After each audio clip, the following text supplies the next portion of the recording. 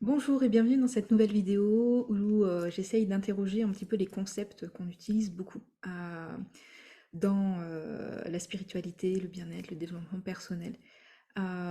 Aujourd'hui, je vais m'intéresser à la notion de nouveau monde, alors qui n'appartient pas que à la sphère spirituelle, puisqu'elle est aussi dans tous les milieux alternatifs, écologiques à l'heure actuelle.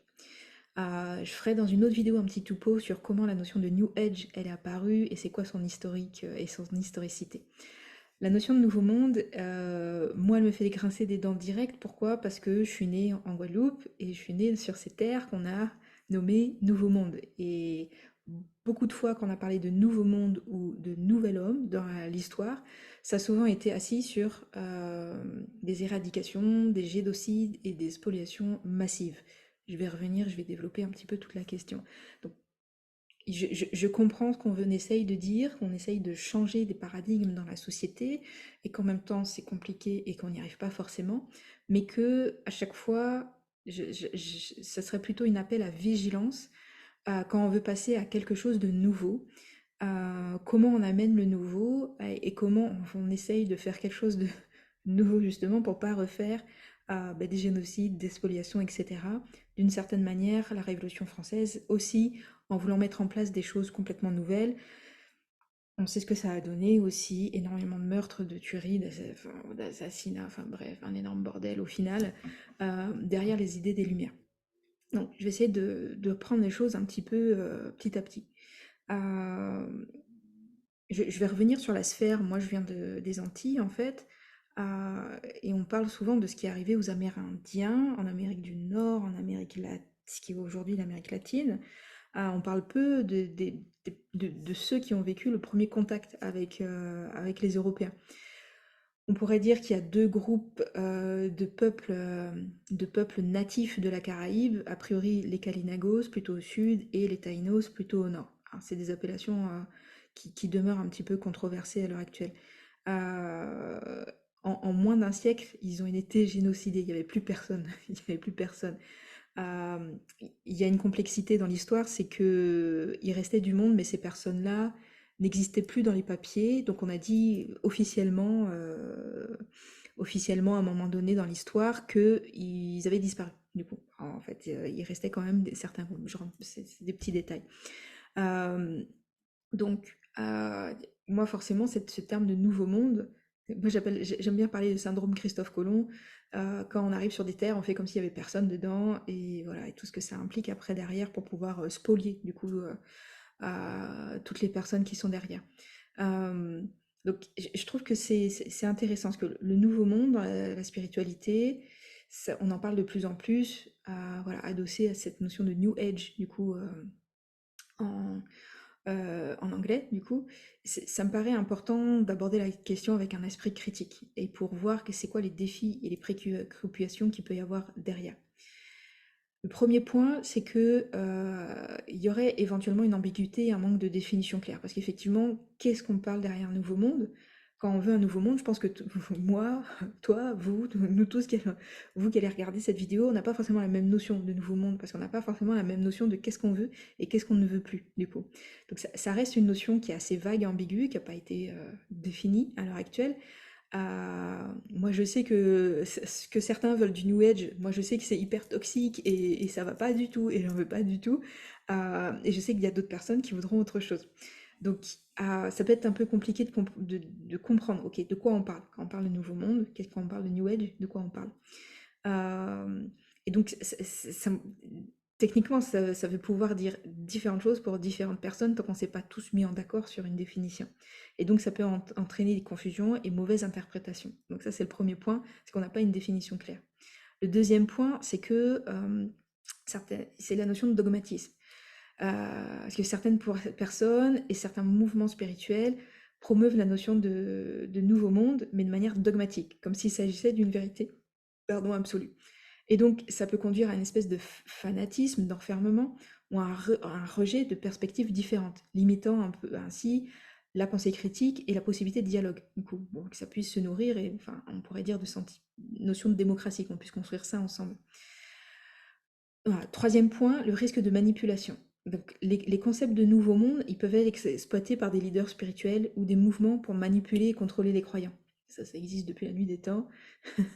Et donc les promesses d'un nouveau monde, meilleur, évidemment, alors il faut voir qu'est-ce qu'on met derrière meilleur, peuvent être utilisées pour inciter à l'adhésion aveugle ou soutirer de l'argent. Dans certains cas extrêmes, il y a eu des sectes où il y a eu des suicides collectifs, etc.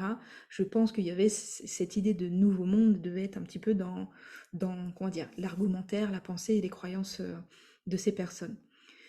Quatrième point, voilà, le concept de nouveau monde, ça peut constituer une notion d'évasion de la réalité. Dans certains cas, effectivement, la recherche de nouveau monde peut conduire à une évasion de la réalité. Les individus peuvent se concentrer tellement sur des idées de transcendance et d'élévation spirituelle, comme si on est déjà ailleurs et comme si on est déjà en train de se projeter vraiment dans ce futur possible, potentiel, probable, en tout cas qu'on espère, et aussi du coup négliger les responsabilités et les problèmes concrets du monde matériel.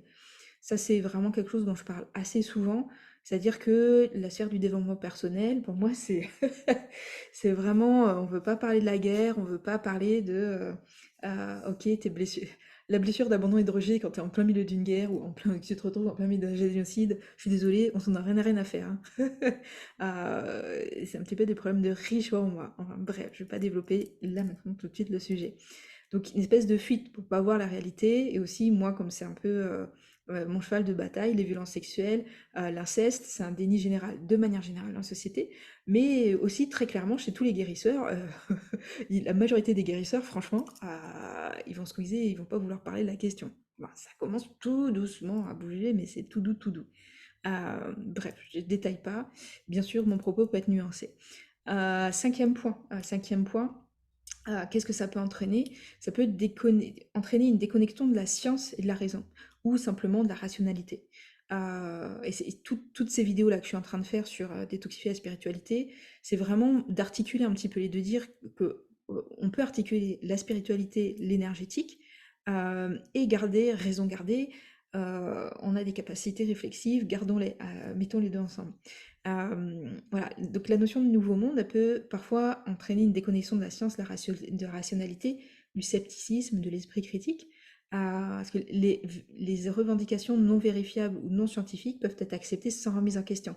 Si je vous dis, bah, il y a une énergie qui nous emmène vers le nouveau monde, bah, du coup, les énergies, on peut pas quantifier, personne ne peut vérifier. Les personnes qui sont clairvoyantes, oui, mais les personnes qui n'ont pas le ressenti, qui n'ont pas la clairvoyante, elles vont juste être dans la croyance, en fait, ont tendance parfois à vouloir croire ce que les médiums disent ou voilà. Et du coup, on pêche un petit peu et c'est aussi tout le sujet de toutes ces vidéos que je fais, de vous dire gardez votre esprit critique, c'est extrêmement important. Gardez votre cerveau et aussi même gardez votre ego. L'ego, il est là pour nous protéger quand votre ego il se réveille. Écoutez-le aussi, c'est pas forcément toujours négatif. Et donc ça peut évidemment quand on se déconnecte de cet esprit critique, on est facilement manipulable aussi. Si on commence à croire tout ce qui nous est répété, si on n'arrive pas à prendre de la distance par rapport à un discours, l'emprise et la manipulation, c'est hyper facile dans ces cas-là.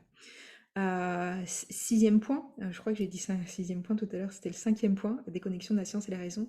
Sixième point, euh, problématique, est-ce que ça serait pas une fausse promesse de bonheur absolu? Parce qu'effectivement, il y a des milieux spirituels qui prônent un bonheur absolu et une perfection dans le nouveau monde. C'est un gros débat philosophique. Est-ce que c'est souhaitable? Est-ce qu'on peut vivre de manière humaine s'il n'y a aucune souffrance et aucune douleur, aucune problématique, aucun conflit?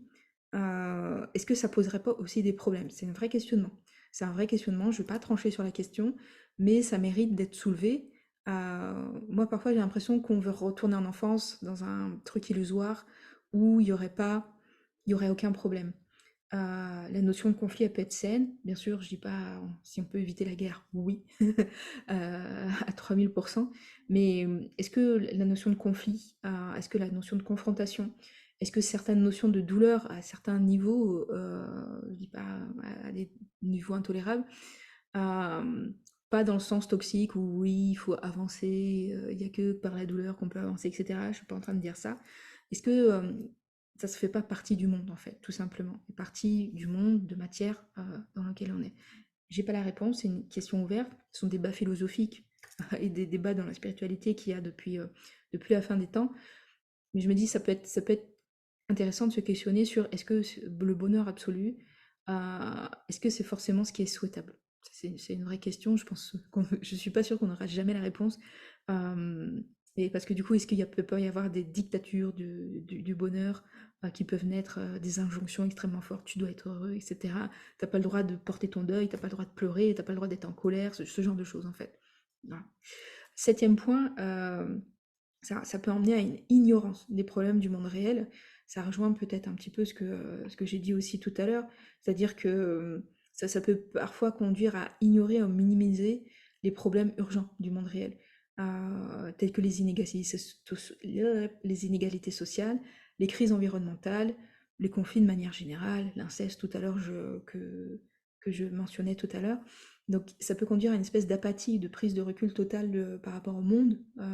Ça peut décourager, comment dire, mettre à l'écart de tout engagement politique, d'action concrète, matérielle dans le monde réel. Si on se dit, bah voilà, moi je vais faire que de l'imitation parce que j'attends de nouveaux mondes, ou je vais me retirer dans un écolieu parce que je ne veux pas être connecté à ce qui se passe à l'extérieur et on va mettre en place le nouveau monde à l'intérieur de ces sphères. Euh, voilà, je dis pas c'est bien, c'est mal, ce sont des questionnements du coup.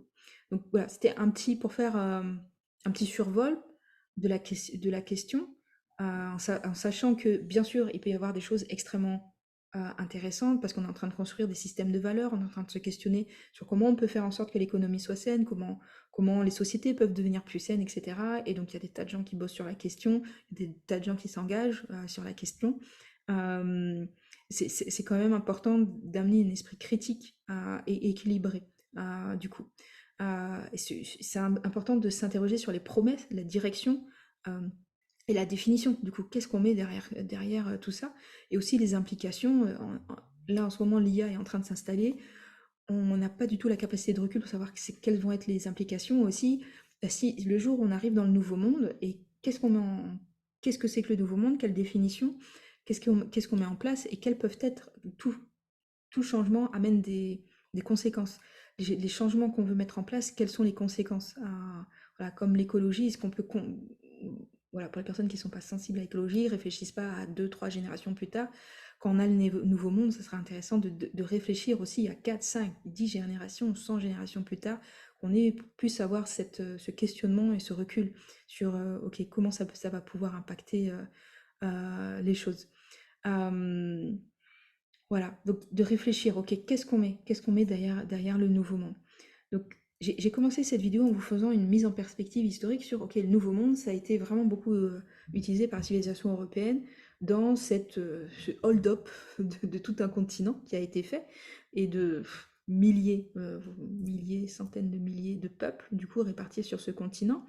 Il y a une autre chose, moi, qui m'interroge sur le nouvel homme, pardon, sur le nouveau monde, c'est que ça résonne beaucoup avec la notion de nouvel homme. Alors, c'est quelque chose qui est absolument et totalement ancré dans les totalitarismes. Les totalitarismes du XXe siècle voulaient construire un nouvel homme. La rhétorique n'était pas celle d'un nouveau monde, c'était celle d'un nouvel homme. Alors, c'était l'Allemagne et l'Italie, et notamment, cette rhétorique, elle est née à moindre effort dans l'URSS.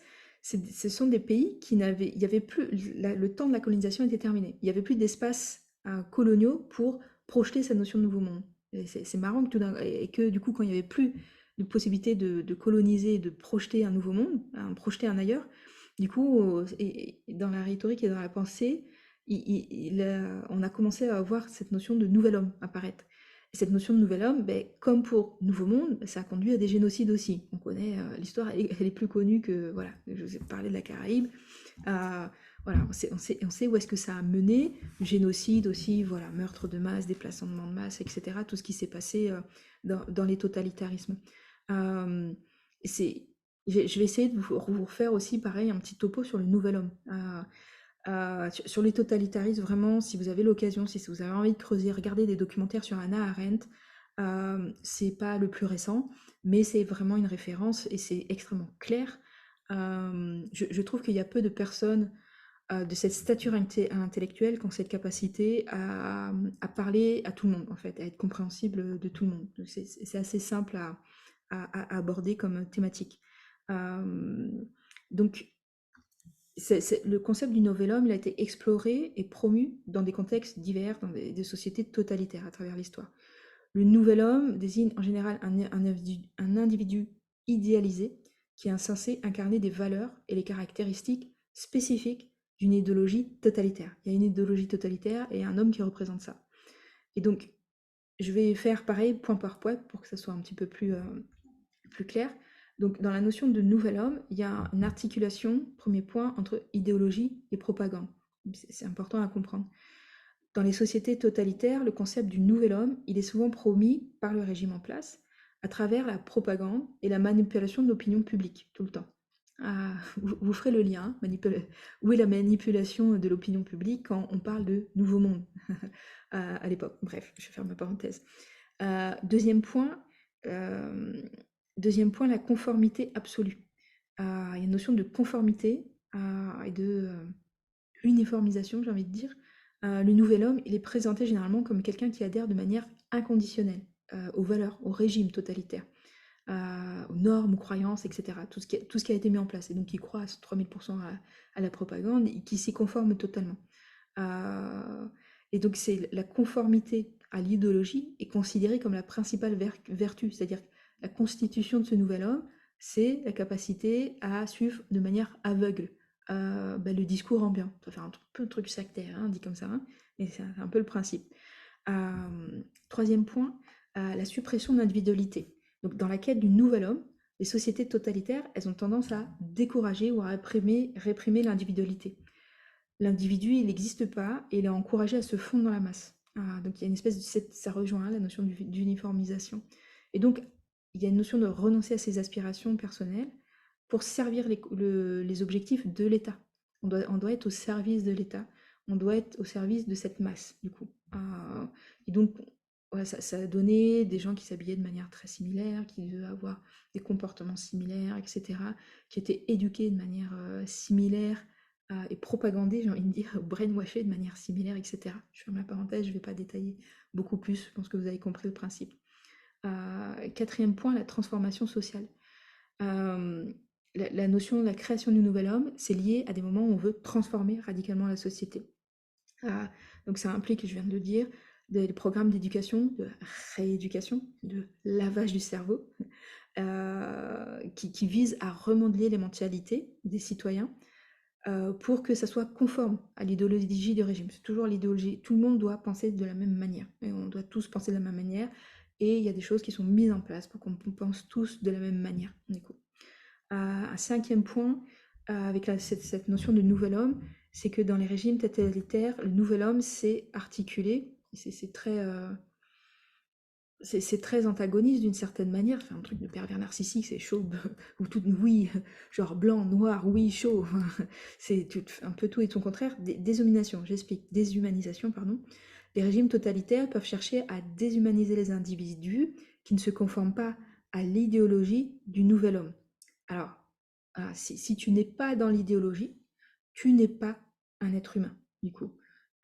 Et parfois même en dessous des êtres humains. Alors ça, je pense que c'est assez connu, c'est toute la propagande qui a été faite sur les juifs pour les déshumaniser, pour les monstruosifier, pour les rendre monstrueux, pardon, pour les comparer à des insectes. Ça, dans tous les génocides en général, au Rwanda comme chez les juifs, il y avait beaucoup cette thématique de comparaison par rapport à des insectes. Donc ça correspond à cette notion de déshumanisation.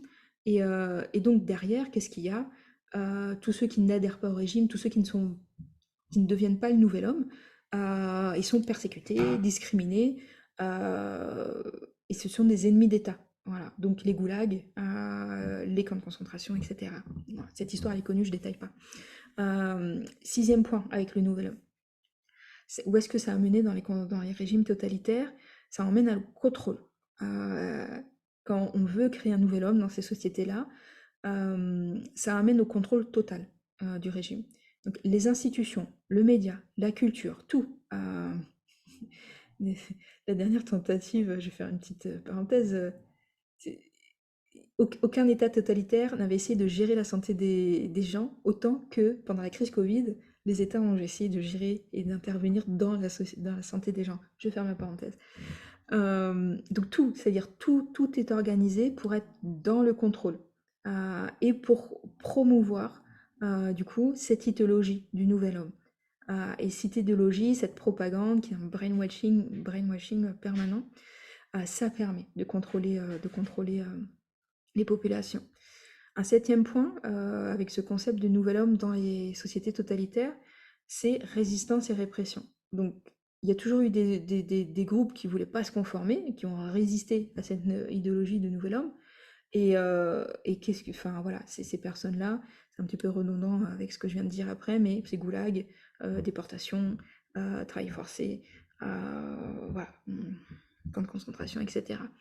Euh, voilà. Et c'est des amalgames aussi avec certains groupes qui sont ciblés et des personnes qui vont être mises dans ce groupe-là, dans certains génocides, pour être assimilées, etc. Voilà, c'était pour faire un petit topo. Ce que je dis peut être discuté. Honnêtement, ça pourrait être l'objet d'un doctorat hein, et de recherche sur plusieurs années. Donc là, vraiment, je fais une esquisse du questionnement. Et voilà, l'idée, c'est de comprendre un petit peu quand on veut créer quelque chose de nouveau, au niveau sociétal, au niveau nouvel homme, au niveau individuel. Vous avez vu que cette notion de nouvel homme, c'est pas que l'individu. Hein. Au fond, c'est très lié à la société. Et moi, ça me questionne aussi beaucoup sur je veux devenir la meilleure version de moi-même, en fait. Et on est obligé de se transformer, on est obligé de travailler sur soi. Euh, ça m'interroge par rapport à cette notion de on a besoin de se transformer, on a besoin d'être nouveau. euh, Vers où on va, en fait. Et surtout dans cette notion qu'on est en train de construire sur on a besoin de se changer nous-mêmes et on a besoin de changer la société vers ce nouveau monde, qu'est-ce qu'on va mettre de côté? Qu'est-ce qui va être est-ce qu'on peut arriver à des choses qu'on va mettre de côté? Est-ce qu'on va pas mettre en place aussi des systèmes de discrimination à un moment donné? J'espère que non, et je pose tout ça là parce que je pense que c'est important d'avoir ce recul-là, de savoir qu'est-ce qui a été fait dans le passé pour pas refaire les mêmes choses du coup. Est-ce que si on crée des nouveaux mondes, des choses alternatives, innovantes, comment on reste en interrelation avec les gens qui sont pas forcément d'accord avec nous? C'est vrai que je vois ce discours-là de quand tu t'éveilles, eh ben forcément tu coupes avec tes anciennes relations, que forcément des sensations d'isolement, etc. Alors qui peut être saine, hein, parce que ça existe aussi quand on fait des psychothérapies, etc. Mais est-ce que ça peut pas avoir aussi un effet toxique si tout le monde répète que tu dois te couper de tout le monde? Euh, en sachant que voilà, ça peut conduire à cet isolement, caractéristique des États totalitaires. Plus on est isolé, plus on est manipulable, du coup, parce que c'est vraiment la force qui fait que on peut résister à des groupes, des États oppressifs, je vais dire ça comme ça, ou des mouvements oppressifs. Euh, dans toute l'histoire, c'est quand on est capable d'être ensemble et de faire fond. Quand on est isolé, on est totalement manipulable, on peut rien faire par rapport à ce qui se passe en face. Euh, Bref, il y a plein de choses en fait qui viennent que je voudrais partager sur ces questions-là. Parce que je pense que sincèrement, ils veulent nous isoler à l'heure actuelle et que du coup, quand on se regroupe que entre nous, entre gens qui se comprennent avec notre discours spirituel, avec les discours des énergies, on sert ce que certaines personnes veulent à l'heure actuelle au niveau mondial, de nous séparer les uns des autres et qu'on puisse pas résister et manifester de manière pacifique comme on a pu le faire dans le passé. Bref, voilà. Donc, j'essaye de clôturer. Donc, tout ça pour dire, questionnons-nous. Je trouve que c'est important de nous questionner sur c'est quoi ces notions, c'est quoi le New Age, pourquoi on a voulu construire un homme nouveau à certains moments, et ça a été vraiment relié à toutes les idéologies totalitaires à un certain moment donné. Euh, voilà, est-ce que ça peut nous apprendre des choses sur comment nous, pourquoi on a besoin de nous refaçonner nous-mêmes à l'heure actuelle dans le développement personnel, comment on réfléchit à tout ça, et si on doit apporter quelque chose de nouveau, comment on conjugue avec l'ancien, et comment on ne crée pas de barrières, comment on ne crée pas de discrimination, comment on emmène tout à, tout l'ancien monde avec nous. C'est-à-dire comment on ne fait pas de séparation. Moi, personnellement, je n'aime pas du coup cette notion de nouveau monde. Il y a des choses qui sont en train d'évoluer. J'aime bien la notion d'évolution parce que ça, c'est naturel, ça existe, voilà.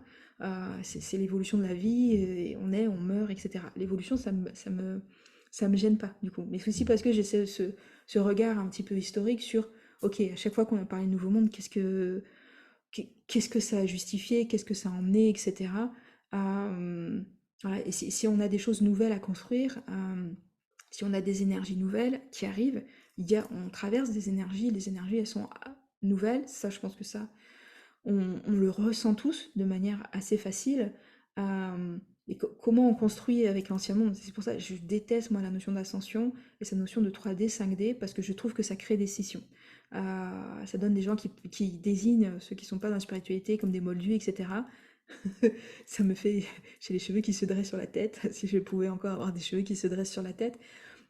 Voilà, typiquement, le 3D, 5D, on parle de moldu, on est en train de créer des divisions, du coup. Et c'est ce truc-là qui me questionne, moi, dans cette notion de New Age, dans cette notion de nouveau monde, qui est très très à la mode. Qu'est-ce qu'on va construire?